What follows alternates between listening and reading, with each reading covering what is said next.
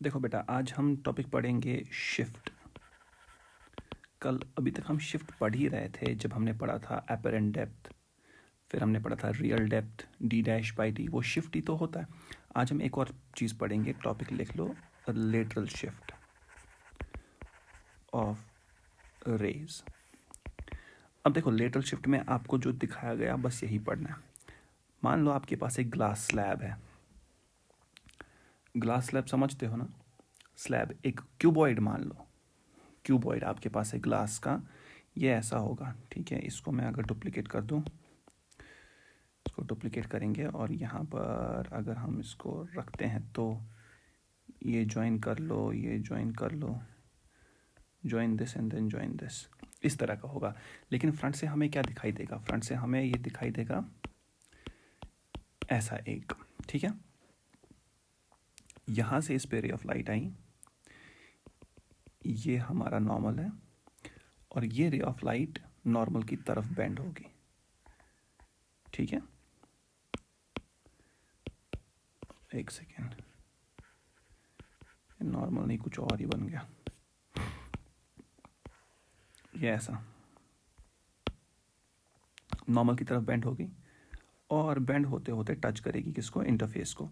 अब जब ये इस इंटरफेस पे टच हुई ना, ध्यान रखना यहाँ पे, तो यहाँ तो आ रही है ये म्यू से, मान लो बाहर है म्यू 1, यहाँ पर रिफ्रैक्टिव इंडेक्स म्यू 2 और यहाँ पर भी है म्यू 1, और ये mu 2 is greater than mu 1, ठीक है।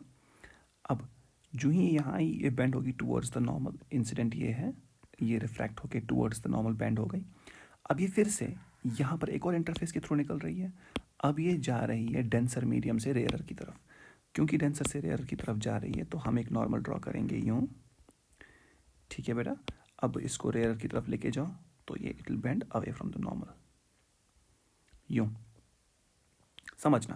अब शिफ्ट क्यों निकालने की ज़रूरत है? देखो, इनिशियली रे को कहाँ जाना था, देखो दिस इज़ द इनिशियल, ये थी असल रे की डायरेक्शन जब इसने बेचारी ने स्टार्ट किया था। इसको क्या पता था कि ये दो दो रिफ्रैक्शंस करवाएगी खुद की। So this is how it is, ये ऐसे शिफ्ट हो गई। अब देखो क्या होता है ना, रे ने शुरू किया था ऐसे, इसकी खुद की चाहत थी ऐसे आना इस डायरेक्शन में, लेकिन पहुंच कैसे गई? ऐसे। सो इन दो में जो फ़र्क है, इसी को तो शिफ्ट बोलते हैं। ये कितना शिफ्ट हुई अपने एक्चुअल पाथ से, दिस इज़ डी। सो ये डी ही आपको निकालना है, दिस इज़, यही हमारा आज का टारगेट है। आज का टारगेट क्या, इसके बाद एक और थोड़ा पढ़ेंगे हम। अच्छा, ये जो स्लैब है ना, इसकी थिकनेस है टी, ठीक है। इसकी थिकनेस है टी, और ये एंगल ऑफ इंसिडेंस होगा, राइट। ये है आपका एंगल ऑफ सॉरी, ये है आपका एंगल ऑफ रिफ्रैक्शन आर। अच्छा, एक और बात देखो, क्या ये वाला एंगल कौन सा, देख लो, ये वाला पूरा एंगल, सॉरी, क्या ये वाला एंगल आई के बराबर होगा? वर्टिकली अपोजिट एंगल्स, अगर ये पूरा आई के बराबर है तो क्या आप ये देख सकते हो कि ये वाला एंगल जो पिंक से बनाया, अरे यार, ये पिंक वाला एंगल ये होगा आई माइनस आर, ठीक है बेटा। Okay sir, I minus R. अब आगे चलते हैं असल काम के लिए। पहले ही तो यहाँ पर इस ट्राइंगल को कंप्लीट कर लो, इस ट्राइंगल को कंप्लीट कर लो, ये हो गई कंप्लीट। अब नॉमेनक्लेचर पे चलते हैं।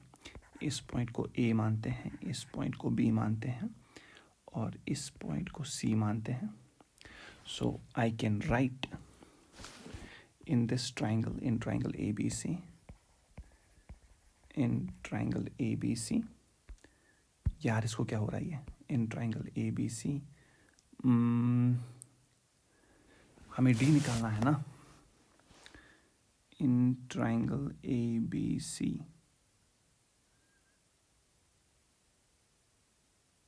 एक सेकेंड बेटा,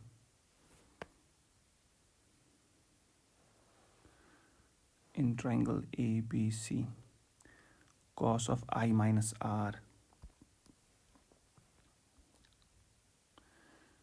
cos of, या sin of I minus R कर लो, sin of I minus R is equal to perpendicular by hypotenuse. अब परपेंडिकुलर तो बी सी है, हाइपोटेन्यूज कौन है इसका, ए बी, तो तुम्हें मिलेगा sine I minus R is B C कितना तुम्हारा D divided by A B, है ना।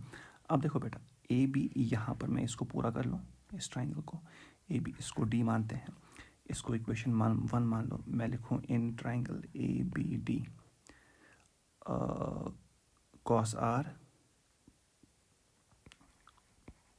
Is A D by A B. अब ए डी तुम्हारा टी के बराबर है divided by A B, so A B is equal to T sec R, T sec R, ठीक है। इसको पुट करो फर्स्ट में, आपको मिलेगा sine I minus R is equal to D by T sec of R, यही है ना बेटा। सो आपको डी मिल जाएगा ना अब, so D is equal to T sec of are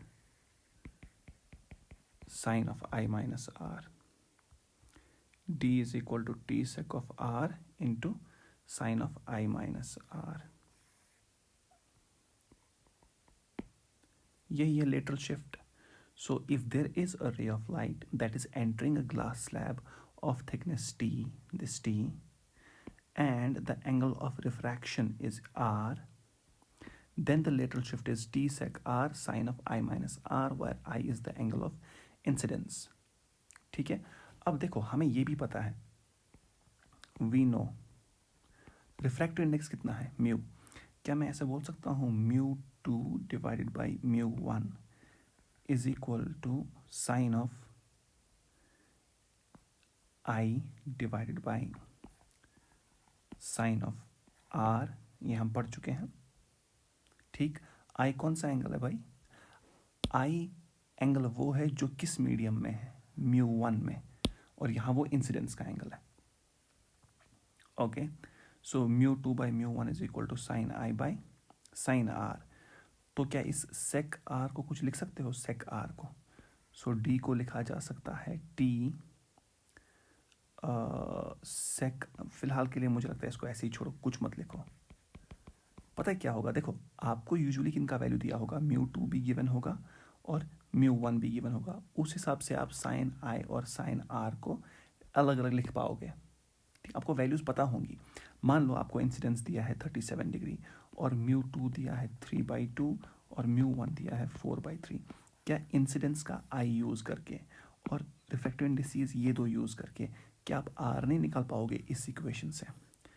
तो आई भी पता है, अब आर भी पता है, तो वो यहाँ किस में डाल दो, उसके बाद इसमें आपको ख्याल ये रखना है, जो शिफ्ट वाली इक्वेशन है डी, इसमें कितने अननोन है आपके पास, एक तो टी है ना, और आई और आर। अब टी अननोन है, मिलेगा कहाँ से, यूजुअली आपको ग्लास स्लैब की थिकनेस दी होगी, तो टी का मसला तो सॉल्व हो गया, बचा आई और आर। आपको रिफ्रैक्टिव इंडेक्स दिए होंगे, आई और आर में से दोनों में से एक दिया होगा, दूसरा निकल जाएगा, तो शिफ्ट पूरा निकल जाएगा, ठीक है। सो ये है एक्सप्रेशन शिफ्ट के लिए। रिफ्रैक्टिव इंडेक्स आप बिल्कुल यूज़ कर सकते हो बाद में, नो कोई मसला नहीं, ठीक है ना बच्चा, ओके। अब हम आते हैं अपने नेक्स्ट पोर्शन पे जो इम्पोर्टेंट है बहुत। इस पे जो न्यूमेरिकल्स होंगे वो हम नेक्स्ट क्लास में न्यूमेरिकल्स कर लेंगे, अभी के लिए हमें एक और टॉपिक पढ़ना होगा, ठीक है, वो और ज़्यादा इम्पोर्टेंट है और ज़्यादा क्रूशल है समझने के हिसाब से, ठीक है। सो लेट्स डू दैट, आप वो लिख लो। इस पे आपने एक सवाल भी पूछा था, आप में से एक स्टूडेंट ने सवाल भी पूछा था, तो वो सवाल आपका इससे हो जाएगा। हम लिखेंगे shift in the position of an object due to a slab। समझना बेटा, इससे पहले का जो शिफ्ट है ना जो अभी पढ़ा, that is the shift, lateral shift. Lateral shift of what, of the रे of light, not any object. यहाँ पर हम ऑब्जेक्ट पढ़ रहे हैं, तो इसको एक और टॉपिक लिखना, shift due to a glass slab. अब ड्यू टू अ स्लैब ये होता क्या है, देखो मान लो आपके पास यहाँ पर एक ऑब्जेक्ट है, ठीक है, जो हम अभी तक पढ़ते आए हैं। हमने इस ऑब्जेक्ट को रखा था ऐसे, ध्यान से समझना बात को, और ये ऑब्जर्वर यहाँ से देखने की कोशिश कर रहा था, ठीक है। सो ये ऑब्जेक्ट इस ऑब्जर्वर के और इस ऑब्जेक्ट के बीच में जो बैरियर है वो कितने इंटरफेस हैं? एक ही इंटरफेस है। इसके बजाय अगर मैं ऐसा कर दूं, इस बैरियर को ऐसे कर दूं, अब ऑब्जर्वर इस ऑब्जेक्ट को देखने की सोच रहा है, तो इस ऑब्जेक्ट से निकलने वाली रेज को कितनी जगह जंग लड़नी पड़ेगी? 2 जगह। अब इससे निकलने वाली रेज 2 अलग अलग इंटरफेसेस को टच करेगी। एक तो इस इंटरफेस को, पहले वाले को, यहाँ से चलो it will bend towards the normal, फिर यहाँ चली जाएगी, यहाँ से it again bend away from the normal. So the same image, the same rays of light have now to go through how many barriers, और you know, what do you call them, boundaries, 2 boundaries or 2 interfaces. Therefore this is a bit different than that. हालांकि principal almost दोनों का same है कि raise of light के साथ ही खेलना है, लेकिन आपके दिमाग में ये बात होनी चाहिए कि ये अलग क्यों है। शिफ्ट ये भी पढ़ रहे हैं, शिफ्ट वो भी पढ़ रहे हैं, वो भी शिफ्ट था, पिछला टॉपिक भी शिफ्ट था, ये भी शिफ्ट है, तो फ़र्क क्या है? फ़र्क यही है, lateral shift ray of light का इससे पहले था, उससे पहले हमने पढ़ा था shift in the position of an object as seen by an observer. उसमें और अभी जो पढ़ने वाले हैं इसमें क्या फ़र्क है मैंने आपको दिखा दिया। यहाँ पर हमें 2 बैरियर मिलते हैं, 2 हमें ये मिल जाती हैं इंटरफेसेस। ठीक, होता क्या है असल में, कहीं पर एक ऑब्जेक्ट होता है, बीच में लेके आ जाते हैं हम क्या, ग्लास स्लैब। मान लो इस ऑब्जेक्ट को ये ऑब्जर्वर आराम से देख पा रहा था, कोई टेंशन नहीं थी। हमने कहा भाई आराम तो हराम है, क्या आराम हराम है, तो ये लेके आओ इनके बीच में। अब बताओ ये ऑब्जर्वर इस स्लैब के होने पर इस ऑब्जेक्ट को कहाँ पर देखेगा और कितना बड़ा, कितना बड़ा नहीं, कितना आगे या कितना पीछे देख पाएगा, वही हमें अब निकालना है। अच्छा, ऑब्जेक्ट और ऑब्जर्वर के बीच में एक इंटरफेस लाने से उसमें शिफ्ट आता है ना, अभी तक तो पढ़ चुके हैं हम। अब अभी कितने इंटरफेस तुमने लाए? 2, तो तुम्हें दोनों के लिए सोचना है, समझना है एक बात। देखो, ये ऑब्जर्वर तक पहुंचने के लिए इस ऑब्जेक्ट क्या करता है, ऑब्जेक्ट बेचारा एज यूजुअल जो हमने पढ़ा, ये कोशिश कर रहा है कि मैं अपनी रेज ऑफ लाइट इस ऑब्जर्वर तक पहुंचाऊं। ऑब्जर्वर बेचारा भी कहता है चलो मैं देख ही लेता हूँ। तो इस ऑब्जर्वर की आंख जो है वो यहाँ पर है, ठीक है बेटा। इस ऑब्जेक्ट ने रे ऑफ लाइट भेजी, ठीक, जो ही यहाँ टकराई ना, ये रे ऑफ लाइट स्ट्रेट निकल गई स्ट्रेट। यहाँ टकराई नॉर्मल इंसिडेंस से तो स्ट्रेट निकल गई रिफ्रैक्शन पे, तो इसकी आंख पे पहुँच गई। जैसा कि हम पढ़ चुके हैं, जो ही ऑब्जर्वर की आंख पे ये रोशनी पहुँच जाती है, ये ऑब्जर्वर क्या काम करता है ना, ये बेचारा ढूंढने लगता है कि ये कहाँ से आई। वो ढूंढने के लिए ये क्या करता है ना, ये अपनी नज़र को वापस दौड़ाता है, अपोजिट डायरेक्शन में दौड़ा देता है, ऐसे दौड़ा देता है, ऐसे ऐसे ऐसे, बस ये चलता रहता है। इसको कोई पॉइंट मिलता ही नहीं। क्यों नहीं कोई पॉइंट मिलता? क्योंकि भाई जिस लाइन में ये इसको वापस दौड़ा रहा है, इस लाइन पे इनफाइनाइट पॉइंट्स है, इसको ये पता ही नहीं है कि वो ये वाला पॉइंट है। क्योंकि किसी इंसान को पॉइंट तभी दिखता है जब 2 लाइंस इंटरसेक्ट करती है। इसके लिए तो अब ये एक ही लाइन है, ये किसी के साथ इंटरसेक्ट नहीं कर रही है, इसीलिए हमें दूसरी लाइन की ज़रूरत पड़ती है। तो ये बेचारा ऑब्जर्वर क्या करता है काम, ये इस ऑब्जेक्ट को बोलता है भाई एक और लाइन भेज दे। ये ऑब्जेक्ट क्या करता है समझना, ये वाली लाइन भेजने की कोशिश कर रहा है, ये वाली, लेकिन ये वाली लाइन मजबूर होकर डिफ्लेक्ट हो जाती है टुवर्ड्स द नॉर्मल। ये आ गई है टुवर्ड्स द नॉर्मल। यहाँ एक और नॉर्मल पड़ता है इसको, यहाँ ये फिर से डिफ्लेक्ट होती है अवे फ्रॉम द नॉर्मल। क्यों अवे फ्रॉम द नॉर्मल? क्योंकि यहाँ पर ये आ रही है रेयरर से डेंसर तक, और यहाँ पर ये डेंसर से जा रही है रेयरर तक। अच्छा ठीक है सर, हो गया, ओके। तो क्या होगा? अच्छा, ऐसा हो सकता है कि ये डेंसर हो, ये रेयरर हो, ये डेंसर हो। हाँ बिल्कुल हो सकता है, कोई इशू नहीं है, कोई भी इशू नहीं है। आपको फॉर्मूला वही लगाना है, d' divided by d is equal to refractive index. कहाँ डेंसर है कहाँ रेयर है हमें उससे कोई लेना देना नहीं है, क्योंकि जो फॉर्मूला है d' divided by d equal to आता है क्या, refractive index of one medium divide by refractive index of second medium. अब जितना है उतना डाल दो, डेंसर है रेयर है, आपको वो सबसे कोई परेशान खुद को करने की जरूरत नहीं है। आप वैल्यूज़ ठीक डालो, आपको आंसर सही मिलेंगे। ठीक, तो ये यहाँ पहुँच गया। तो ये ऑब्जर्वर पता है क्या कहता है, ये कहता है अरे यार मुझे तो रे ऑफ लाइट मिली ही नहीं। तो ये सोचने की कोशिश कर रहा है कि ये रे ऑफ लाइट गई तो गई कहाँ, क्या इस ऑब्जेक्ट के पास ये ऑब्जर्वर के पास ये रे ऑफ लाइट आई? अब समझना, आप कहोगे सर, अरे सर ये रे ऑफ लाइट कहाँ इस ऑब्जर्वर की आंख पे पड़ेगी, ये तो यहाँ चली गई, इस डायरेक्शन में, लेकिन मैं आपको कहूँगा बच्चा आपको ऐसे नहीं सोचना है। क्यों नहीं ऐसे सोचना है? क्योंकि ऑफ कोर्स इस ऑब्जेक्ट ने ये रे ऑफ लाइट तो भेजी, क्या ये वाली रे ऑफ लाइट भी भेजेगा?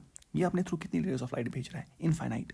इस रे ऑफ लाइट पे गौर करो, इस पे, इस वाली पे, क्या ये भी होगी कोई ना कोई? अरे ये भी तो कोई ना कोई रे ऑफ लाइट होगी। तो इस रे ऑफ लाइट के साथ क्या होगा? बिल्कुल वही यही माजरा होगा, लेकिन इस रे ऑफ लाइट के पास ये चांस होगा कि ये इसकी आंख तक पहुंचे, क्योंकि उतना डिफ्लेक्शन होगा नहीं, क्योंकि ये बहुत क्लोज होगी। और आपको मैंने कहा ये सारे केसेस पैराएक्सियल हैं। पैराएक्सियल का मतलब जितनी भी रेज हम दिखा रहे हैं ये जो ऑब्जेक्ट से निकली, ये इसके बहुत क्लोज है, एंगल्स बहुत छोटे बन रहे हैं। अगर एंगल बहुत छोटे बन रहे हैं तो ये एंगल भी, ओह शिट, तो ये एंगल भी बहुत छोटा होगा। अगर ये एंगल बहुत छोटा है तो इसके बहुत चांसेस है कि ये रे ऑफ लाइट फाइनली इसकी आंख के पास हो। अब हमने आंख के पास इसलिए नहीं बनाई, फिर हमारे एंगल इतने छोटे पड़ेंगे, हम यहाँ पर कुछ रिप्रेजेंट कराएंगे ही नहीं। So this is quite close to his eye. ठीक है, तो इस ऑब्जर्वर ने देखा कि यार मैं देखूं तो सही, जो मेरी आंख पर ये रे ऑफ लाइट पड़ी ये आई कहाँ से? ये ऑब्जर्वर कभी नहीं कहेगा कि ये रे ऑफ लाइट यहाँ से आई है, क्योंकि क्या रे ऑफ लाइट होती क्या है? जो कभी बेंड नहीं हो सकती। अगर ये ऐसा बोलेगा ना कि ये यहाँ से आई है, तो ये तो 2 बार बेंड हुई बीच में, तो ये क्या करेगा काम? ये इसको ट्रेस करेगा बैक, किसको? इस रे ऑफ लाइट को। समझना बात को, इस रे ऑफ लाइट को ट्रेस बैक करेगा। अब चलो ट्रेस बैक हम दिखाते हैं डॉटेड लाइन से। ये इसको ट्रेस बैक करेगा। इसने ट्रेस बैक किया यहाँ पर। अच्छा, एक और रे ऑफ लाइट आई है, सॉरी पहली रे ऑफ लाइट देखते हैं। पहली रे ऑफ लाइट तो ये वाली आई ना? क्या ये रे ऑफ लाइट ये वाली है? नहीं, क्योंकि बैंड है बीच में। तो ये रे ऑफ लाइट ट्रेस बैक करो, ये ऐसा लग रहा है कि वहां से आई हुई है, असल में यहां से आई हुई है। देखो इस बात का क्या मतलब है? इस बात का ये मतलब है कि भाई इस इंटरफेस ने इतना शिफ्ट करवाया। ठीक, इस इंटरफेस ने इतना शिफ्ट करवाया। समझना बात को ध्यान से, ये जो दूसरा इंटरफेस है, ये वाला इंटरफेस, हमारे इंसान को जो चीज़ दिखती है वो जहां पर दिखती है वहां पर दिखती है, लेकिन किस इंटरफेस की वजह से? इस इंटरफेस की वजह से। हमारे इस इंसान को इस इंटरफेस से कोई लेना देना नहीं। इसको लेना देना है तो खाली किस इंटरफेस से? इस इंटरफेस से। तो ये इंसान इस इंटरफेस को बोलता है भाई तुम अपनी बताओ कितना तुमने शिफ्ट करवाया। तो ये इंटरफेस बोलता है, कौन सा?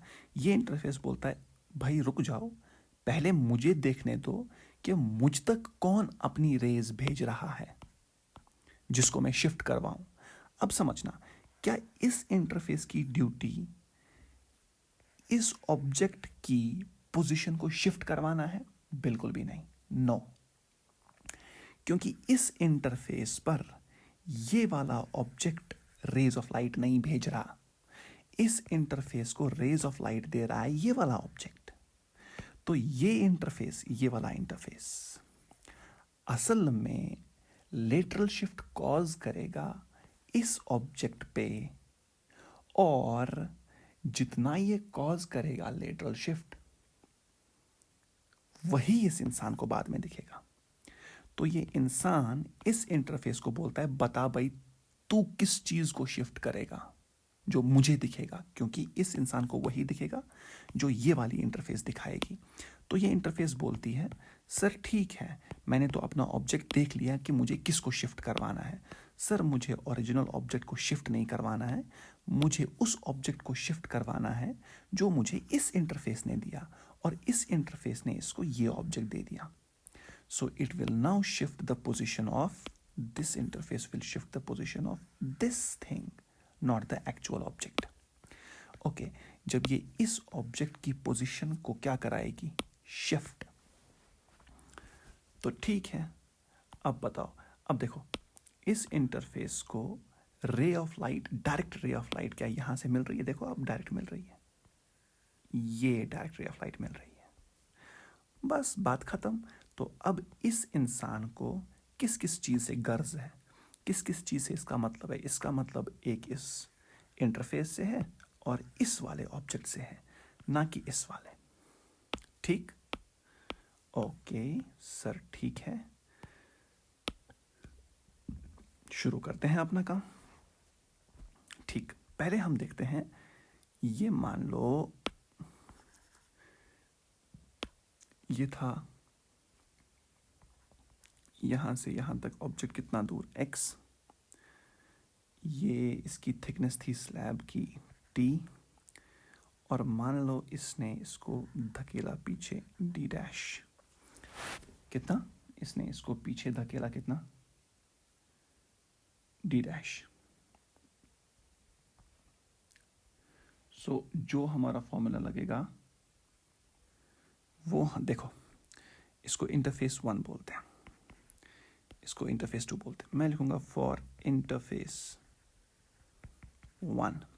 इंटरफेस 1 ने क्या काम किया, हम लिखते हैं इंटरफेस ये काम करती है, वो करती है d dash by D, refractive index of medium having what ray, refracted ray, divided by refractive index of medium with incident रे।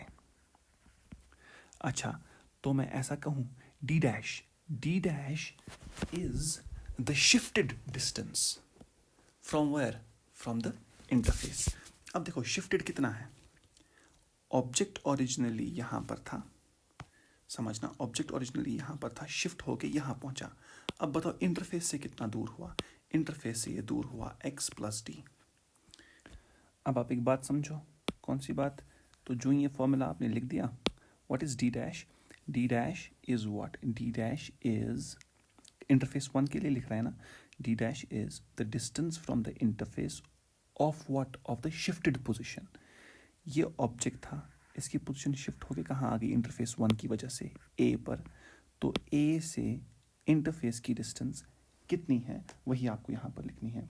सो what is the distance from the interface of this point, it is x plus Y divided by d। क्या है, d is the distance of actual object from interface, that is x is equal to refractive index of the medium जिसमें refracted ray हो, यहाँ पर वो μ2 है। ये interface 1 की बात हो रही है, दिस इज इंटरफेस 1, मैं यहाँ पर 1 नहीं लिख रहा हूँ, बस ध्यान में रखना ये 1 है, divided by refractive index of the medium in which incident ray is present which is μ2 over μ1। ठीक है, तो आपको डायरेक्टली मिल जाएगा x plus Y is equal to μ2 by μ1 into X. ठीक है बेटा, ऑल राइट। अच्छा सर, अब नेक्स्ट क्या करें, नेक्स्ट लिखते हैं फॉर इंटरफेस 2। 2 कौन सा इंटरफेस है, 2 ये वाला इंटरफेस है। इसके लिए इस पर इंसिडेंट रे कौन सी आई, इस पर इंसिडेंट रे ए से आई है। ठीक है ना, इसने ट्रेस किया ना बेचारे ने, कहाँ से आई है मुझ पे इंसिडेंट रे। तो अगर देखा जाए इस पर जो इंसिडेंट रे आई है, सॉरी ए से नहीं आई है, हमें देखो असल में क्या है ना, हमें क्या देखना है, इंटरफेस 2, ये इंटरफेस 2, इस पर इंसिडेंट रे कौन भेज रहा है, इस पर इंसिडेंट ये हो रही है ना, ये वाली रे, हाँ ये वाली रे इस पर इंसिडेंट हो रही है। ठीक है, so if this is the incident ray on it, ये इसको कहाँ से आती हुई लग रही है, इस ए से।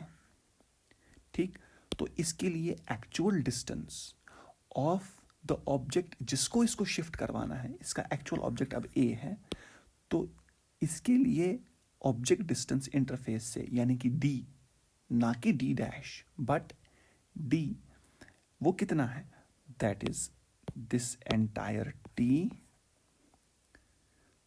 प्लस x प्लस वाई, है ना, ये दो t plus x plus Y. तो देखो ये क्या लिखेगा, यहाँ पे लिखेगा ये d dash by d is equal to mu of medium that has refracted ray by mu of medium that has incident ray. तो ये लिखेगा d डैश क्या है, d डैश है शिफ्टेड पोजीशन। अब ध्यान से समझना शिफ्टेड पोजीशन कौन सी है, इसने शिफ्ट करा के, किसको शिफ्ट कराया, ए को, और बनवा कहाँ पे दी इमेज, सी पर। ठीक है, पिछले लेक्चर से आपको ये क्लियर होगा, सी पर। अच्छा सी पर, तो डी डैश क्या होता है, डी डैश है इसी सी की डिस्टेंस कहाँ से, इंटरफेस से, that is T plus D C, ये डी सी प्लस ये वाला T, so T plus D C. So it is t plus dc divided by d is what?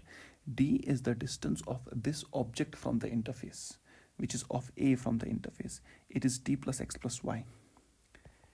T plus x plus y is equal to refractive index of refracted ray. Refracted तो medium 1 में है, so it will be μ1 over μ2. ठीक है बेटा. अच्छा, इसको further solve कर सकते हो क्या? आपको देखो सॉल्व करने की यहाँ उतनी ज़्यादा ज़रूरत तो है नहीं. आपको पता आपका टारगेट होना चाहिए. Now this is equation number 2. Fine. We need, हमें देखना है कि शिफ्ट कितना हुआ. तो शिफ्ट का यहाँ पर मतलब क्या होगा? अपने दिमाग लगाओ. फाइनली इंसान को ऑब्जेक्ट कहाँ पर दिखा? ए बी सी डी, यहाँ पर ई मान लो, या अगर बी मान लोगे चलेगा, क्योंकि बी तो हमने कहीं अभी तक यूज़ नहीं किया. This is point B. B पर हमें ऑब्जेक्ट फाइनली, सॉरी बी पर नहीं दिखा, मैं भी बेवकूफ़. बी पर नहीं दिखा, हमें ऑब्जेक्ट सी पर दिखा. बी पर हमारा रियल ऑब्जेक्ट था, इंसान को दिखेगा सी पर. ठीक है. अच्छा, तो बी और सी के बीच का गैप ढूंढना है. ठीक, बी और सी के बीच का गैप ढूंढना है. अगर हमें बी और सी के बीच का गैप ढूंढना है, क्या बी और सी के बीच का gap D B minus D C नहीं होगा? वही तुम्हें ढूंढना है, D B minus D C. We need shift equal to D B minus D C. What is D B equal to? It is x minus D C. हमें इतना ही चाहिए ना, x माइनस डी सी. अब ये देखो, फ्रॉम टू कहाँ से हम लेंगे? 2 से हम ये कर सकते हैं t plus D C divided by t plus what is x plus y. Equation number 1. μ2 by μ1 into x. μ2 by μ1 x is equal to μ1 by μ2. यही आएगा. तो तुम्हें मिलेगा t प्लस डी सी. ये इक्वेशन 3 लिखो. यहाँ मैं लिखूंगा because x plus Y is equal to μ2 by μ1 into x from first. तो t plus D C is equal to, इस पूरे को यहाँ लेके जाओ, तुम्हें मिलेगा μ1 by μ2 प्लस एक्स. अब मल्टीप्लाई कैसे करना है देखो, उतना मुझे नहीं समझाना, ये सिंपल मैथ्स है. अच्छा, इसको उठा के देयरफॉर हमारा जो, हम ऐसा लिख सकते हैं ना, होल्ड इट डाउन. यहाँ तो टी भी आएगा साथ,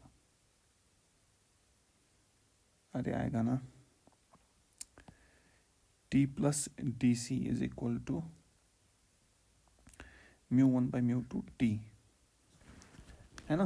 μ1 by μ2 t जब मल्टीप्लाई करेंगे तो हमें मिलेगा व्हाट वी नीड. इसको ट्रांसपोज करो,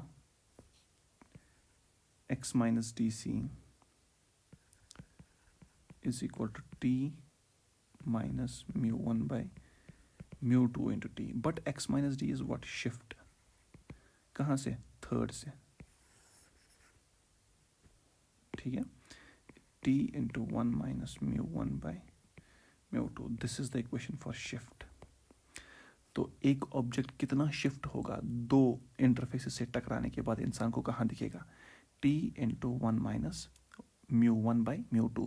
whereas μ1 is the refractive index किसका? जिस मीडियम में ये फाइनली आ रहा है. और μ2 is the refractive index of the glass slab. Right. Okay.